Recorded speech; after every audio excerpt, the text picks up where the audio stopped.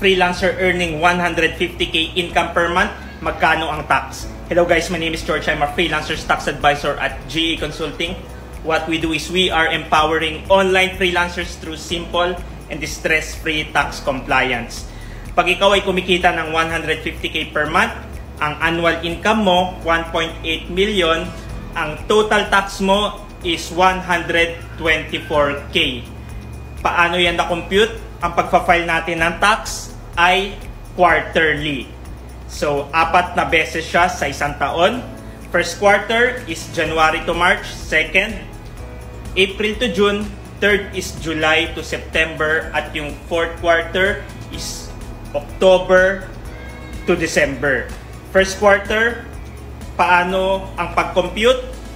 Since 3 months siya, 150k times 3, so yan yung income mo for the first quarter, 450k. Tapos, tayong mga freelancer, meron tayong non-taxable income na 250k per year.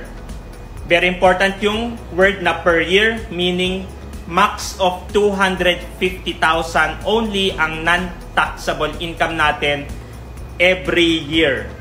Sa scenario na to, 450k less 250k, tapos i-times mo ng 8%, ang tax due mo 16,000.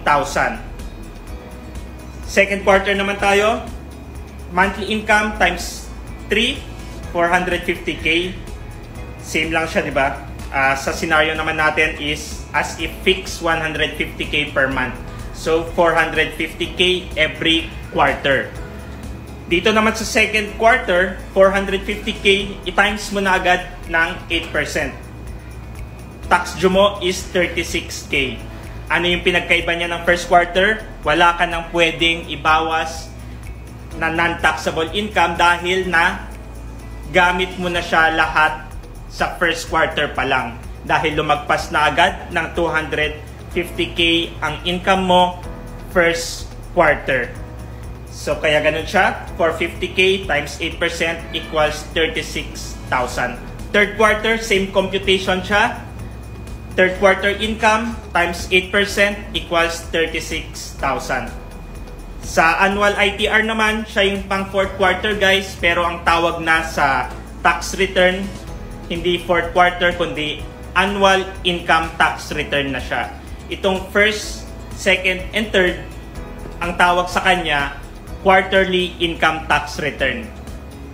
Wala tayong fourth quarter na ITR. Pagdating ng fourth quarter, ang ipa-file na natin is annual income tax return.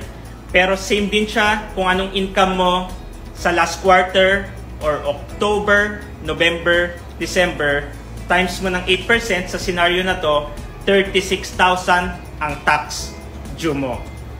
Ayun guys, so kung mapapansin mo, pwede mo rin ma-estimate yung tax due mo, yung buong annual income mo na 1.8 million less non-taxable income na 250k times mo ng 8%, 124k ang makikita mong tax due mo. So same lang siya, nahati-hati lang siya sa 4 na quarter. That's it. If you are a freelancer at meron kang concern or question regarding freelancers BIR registration and freelancers tax compliance, comment mo lang yan at sasagutin ko yan.